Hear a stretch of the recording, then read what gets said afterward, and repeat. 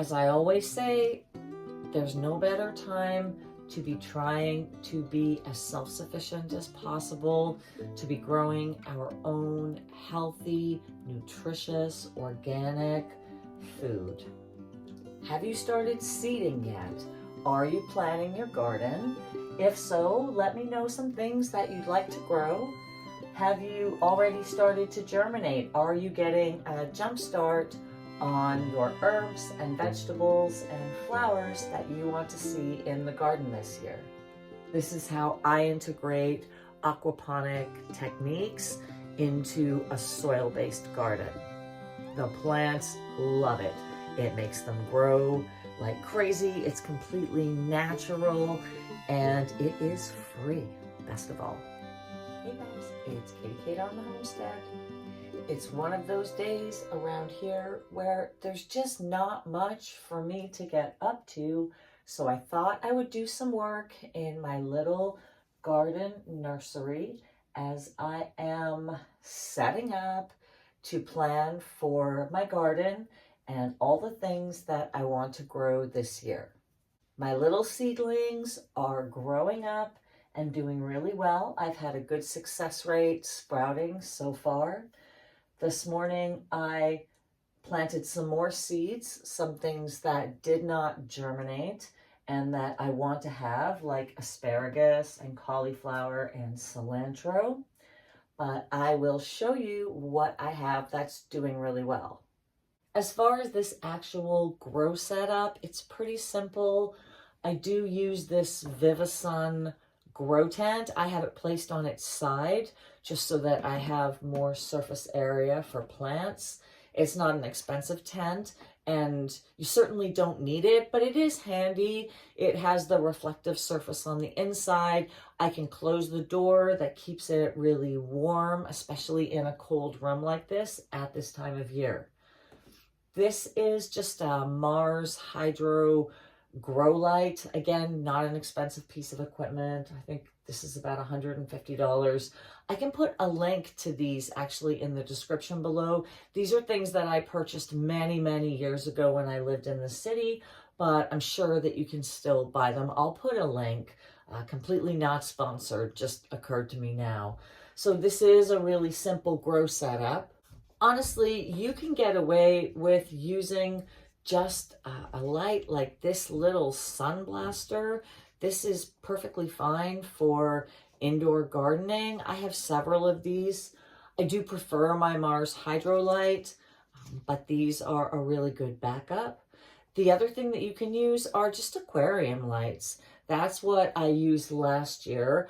I will say I didn't feel I got as good results using the aquarium light. It was Scott's suggestion and I just gave it a go, but I very much prefer this Mars Hydro light.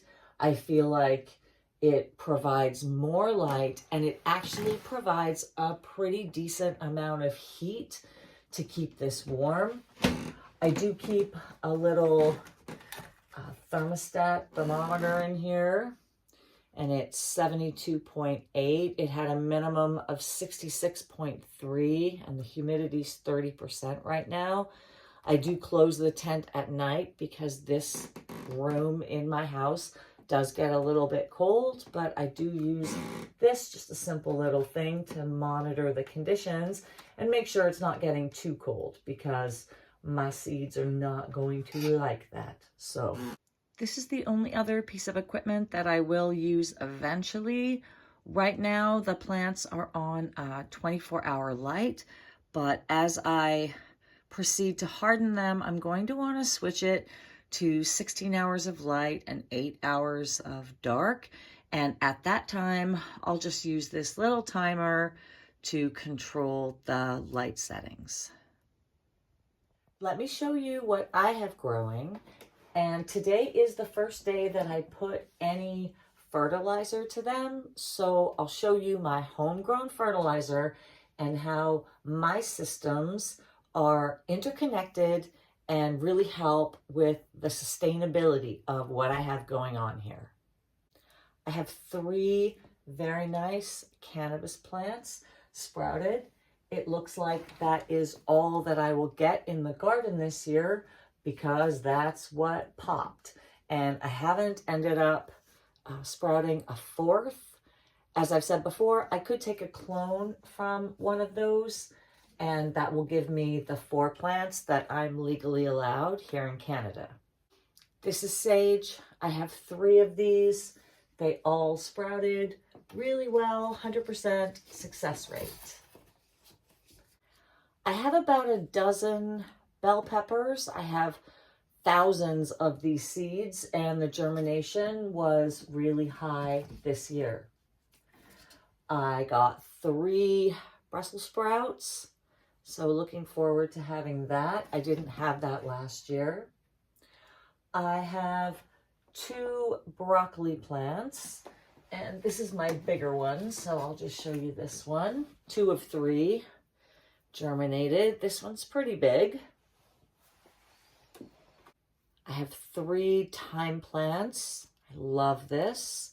Again, 100% success germination on those seeds.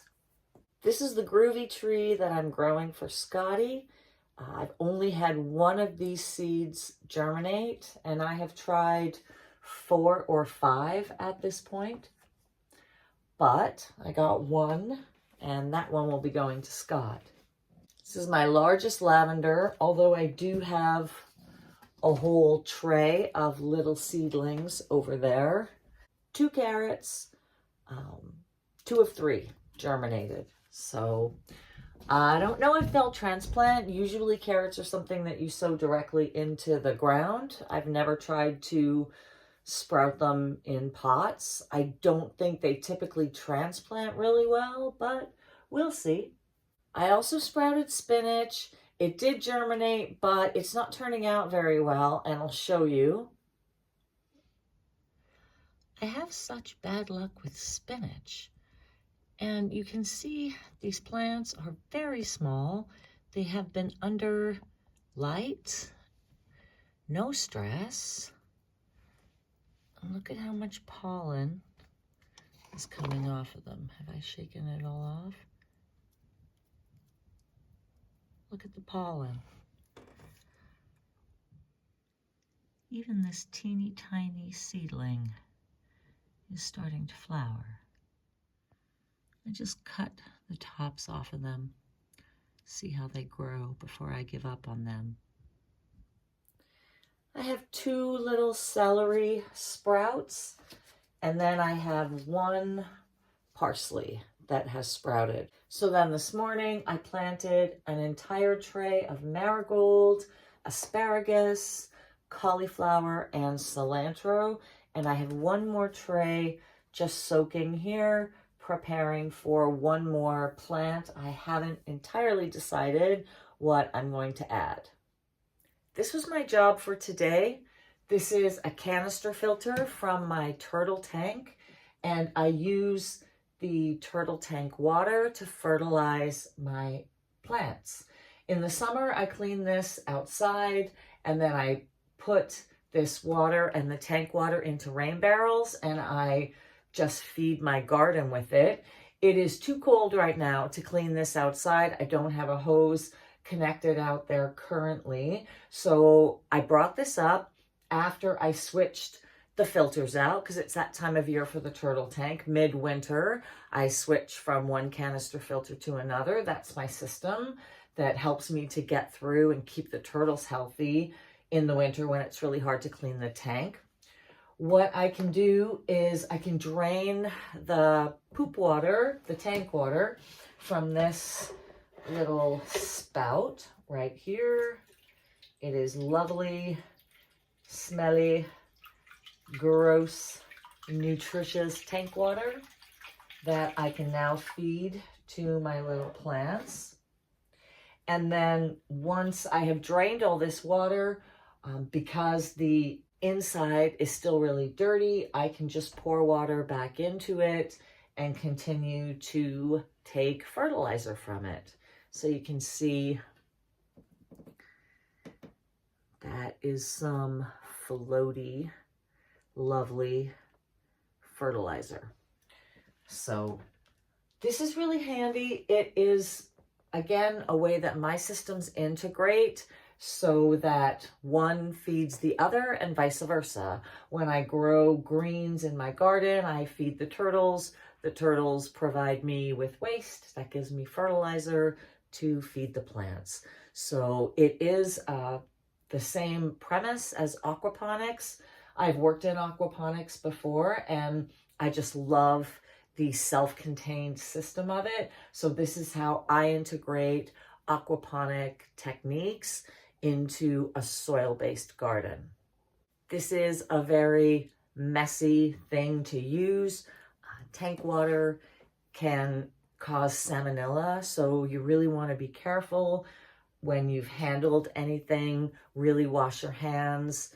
Even, leaving this room and touching the doorknob, I'm going to be really careful before I wash my hands, because you don't want to be really touching yourself or any surfaces after you've been in contact with tank water, and specifically turtle tank water. Having said that, the plants love it. It makes them grow like crazy. It's completely natural, and it is free, best of all. Trying not to touch my face until I wash these hands.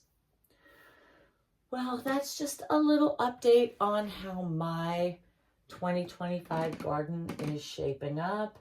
I have a variety of herbs and some vegetables, some things that I have had difficulty growing before, including the broccoli and the Brussels sprouts. I really hope that my asparagus pops, and I'm hoping that the cauliflower and the marigolds and some other things that I've seeded do well, but this is a pretty good start. Once it gets a little bit warmer, I will start to harden them by exposing them to a little bit of daylight just in this room, in addition to this grow light. See if I can transition them smoothly to full UV. And then when it gets even warmer, I can move them out into my greenhouse as I prep the garden, figure out where I'm going to plant all this stuff. All right, so that's it for today. Just a little something in lieu of really doing not much else around here. It's just one of those days. Typically this time of year, I would like to be out pruning my orchard, but the snow is so deep right now. I feel like it's a bit of a work smart, not hard situation, where if I go out and try to do it now, it's just going to be more difficult than if I leave it until the snow melts a little bit more. After the snow that they're forecasting, they are calling for a bunch of rain. The challenge is I want to get to pruning the orchard before the trees start to wake up. So ideally, I'd like to be doing it in February. I already have done a little bit back before we got this big dump of snow. But hopefully it's not going to get too warm too quickly, and I'll have time to get those trees pruned. There's a lot of vertical growth on them that I want to get off before they wake up and start doing their thing. So until next time, happy, healthy living. Have you started preparing your garden for this year? As I always say, there's no better time to be trying to be as self-sufficient as possible, to be growing our own healthy, nutritious, organic food. So let me know if you're getting a jump start. Until next time, happy, healthy living. I hope you're all doing well, staying safe, staying kind, staying warm, keeping yourself busy in these last days of winter. I'm Katie Kate on the Homestead, and I'll see you later.